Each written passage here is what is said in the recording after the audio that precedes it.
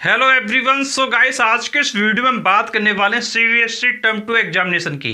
Guys, जैसा आपको पता है कि एग्जामिनेशन को लेके काफ़ी ज़्यादा डाउट्स हैं आपके दिमाग में कि एग्जाम हमारा सब्जेक्टिव होगा या फिर ऑब्जेक्टिव मोड में लिया जाएगा।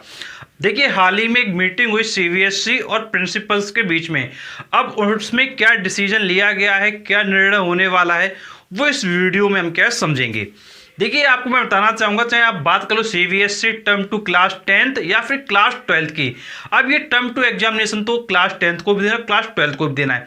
अब बात ये कि पेपर सब्जेक्टिव होगा या नहीं।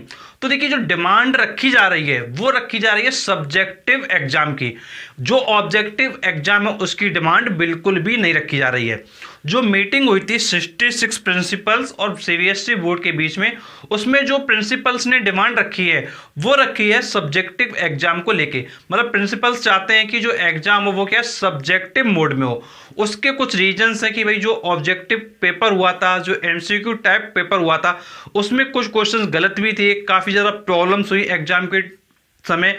तो उन प्रॉब्लम के चलते क्या है, एमसीक्यू पेपर नहीं होना चाहिए, पेपर क्या होना चाहिए सब्जेक्टिव मोड में होना चाहिए। अब देखिए, एग्जाम सब्जेक्टिव मोड में होगा या फिर ऑब्जेक्टिव मोड में होगा, इसका जो डिसीजन है वो कब आप लोगों के बीच में आएगा। तो देखिए, इसका जो डिसीजन है वो 10 जनवरी को आपका आ जाएगा। तो 10 जनवरी 2022 को आपका डिसीजन आ जाएगा कि भाई पेपर सब्जेक्टिव लेगा सीबीएसई बोर्ड या फिर ऑब्जेक्टिव लेगा। अब इसके साथ में कुछ बातें और कही गई हैं एग्जामिनेशन को लेके, वो समझिए। देखिए, एग्जाम में क्या हो सकता है। देखिए, दो सिचुएशन अभी हमारे सामने बन रही हैं। एक बन रही है कि भाई ओमिक्रॉन की सिचुएशन, और दूसरी सिचुएशन बन रही है हमारे पास नॉर्मल कंडीशन।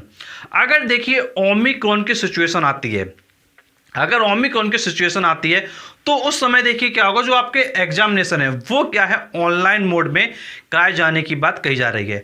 मतलब ओमिक्रॉन का अगर कहर आ गया, ओमिक्रॉन घातक हो गया, तो फिर आपके चांसेस है कि भाई आपका टर्म 2 एग्जामिनेशन क्या ऑनलाइन मोड में लिया जाए।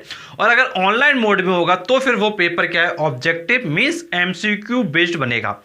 अब यहाँ पर ये सिचुएशन बनती है ओमिक्रॉन के केस में। अगर सिचुएशन नॉर्मल रहती है, नॉर्मल कंडीशंस रहती हैं, तो फिर आपका जो एग्जाम है वो रहेगा ऑफलाइन मोड में। मतलब नॉर्मल कंडीशन में ये जो आपका एग्जाम रहने वाला है वो रहने वाला है ऑफलाइन मोड में। और ऑफलाइन मोड में रखा जाएगा तो फिर इसको सब्जेक्टिव रखा जाएगा। और इसके साथ ही एक बहुत इंपॉर्टेंट बात कही गई है, अगर पेपर सब्जेक्टिव मोड में होता है टर्म 2 का, तो फिर उस समय क्या है टर्म 1 का 25 से 30% ही वेटेज लिया जाए, क्योंकि एग्जाम में काफ़ी ज़्यादा प्रॉब्लम्स वगैरह हुई थी। तो टर्म 1 में 25 से 30% की बात की गई है, और जो बचा हुआ वेटेज है वो सब्जेक्टिव एग्जाम को दिया जाए। अब देखिए, क्वेश्चन यहाँ पर यह बना हुआ है कि अगर सब्जेक्टिव एग्जाम होता है तो क्या टर्म 1 और टर्म 2 का वेटेज सेम रहेगा या वेटेज क्या है अलग हो जाएगा।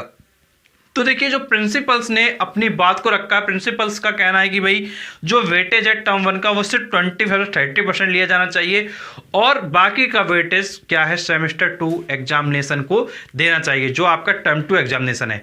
गाइस, आप क्या चाहते हैं कि जो वेटेज है वो इक्वल लेना चाहिए टर्म 1 का और टर्म 2 का, या फिर टर्म 2 को वेटेज क्या है ज़्यादा दे देना चाहिए। और साथ ही साथ आप क्या चाहते हैं कि जो एग्जाम सब्जेक्टिव मोड में हो या फिर क्या है एमसीक्यू बेस्ड हो।